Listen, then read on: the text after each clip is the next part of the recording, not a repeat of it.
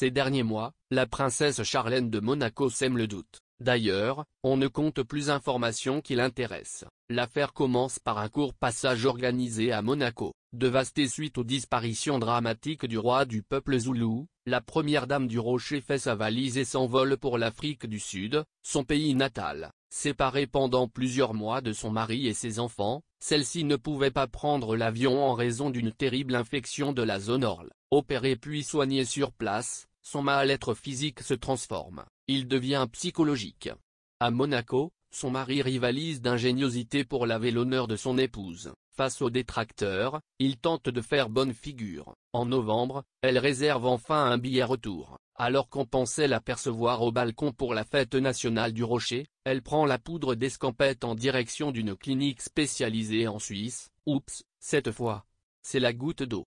Cela fait plus d'un trimestre que Charlène de Monaco a quitté l'Afrique du Sud. Dans de trop rares entretiens accordés à la presse, le prince Albert II rassure ses troubles. Il lui fait confiance et estime qu'elle va beaucoup mieux. Évidemment, il nous implore de respecter leur intimité en ne posant pas davantage de questions. Du côté des jumeaux, ce n'est pas facile. Absentes lors de leur 7e anniversaire ainsi que pour Noël, la tendresse et bienveillance de leur maman fait vaciller cet équilibre. Dans les colonnes de Voici, nos confrères ont des informations exclusives. Il semblerait que la cure ait porté ses fruits. Désormais, l'ancienne nageuse a retrouvé le sommeil et est sevrée des médicaments. Puisque la santé va mieux, pourquoi ne pas s'installer ailleurs, loin de cette pression médiatique? On ne sait pas ce que Charlène de Monaco a en tête, mais cela ne sent pas bon pour le Rocher. Rappelez-vous.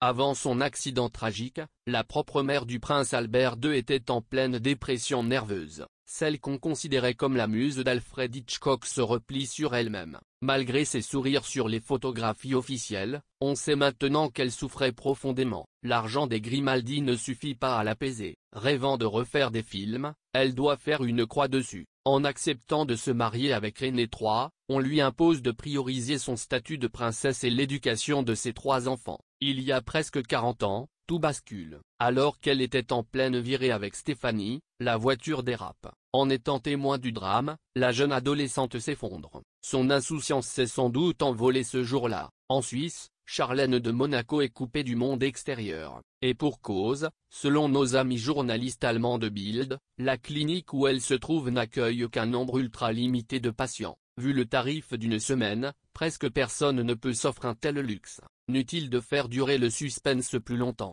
Nous avons la réponse donc nous vous la donnons. En tout, c'est la coquette somme de 95 000 € qu'il faut débourser. Selon des employés de cette fameuse institution, d'autres VIP ont passé une période confidentielle là-bas en vue de se ressourcer. Que ce soit des membres d'entreprises du CAC 40 ou bien des descendants de la famille royale d'Arabie Saoudite, ils n'oublieront jamais cette expérience.